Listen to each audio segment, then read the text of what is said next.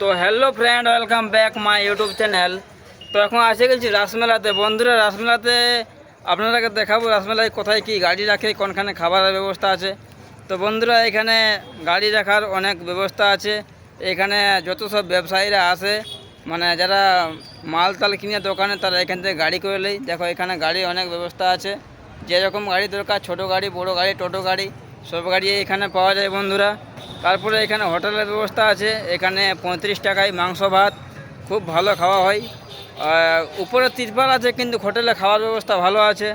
তারপরে আসে যাব আমরা এখানে, তোমার এই যে এখানে উর্মিলা হোটেলে কিন্তু খাবার ভালো দেয়।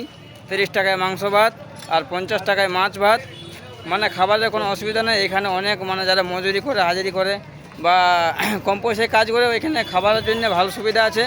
30 টাকায় মোটামুটি পেট ভরা খাবার দিয়ে দেয়। তারপরে আপনাদেরকে দেখাবো যে সাইডে ফ্ল্যাটটা, এইরকম ফ্ল্যাট কিন্তু এখন বিক্রি নাই, বিক্রি থাকলে আপনাকে জানাবো। আর তারপরে আপনাদেরকে দেখাবো বন্ধুরা, এখানে কিন্তু খুব ব্যবস্থা আছে গাড়ি রাখার। এখানে সব থেকে বড় ব্যাপার যে গাড়ি রাখার, যারা হয়তো বাইরের থেকে মাল নিয়ে আসে বা কোনো রিজার্ভ আসে, তারা এখানে গাড়ি রাখে। এখানে গাড়ি রাখার কিন্তু খুব ব্যবস্থা আছে। আর এই থেকে সোজা আগালে চকবাজার, নামাপাড়া।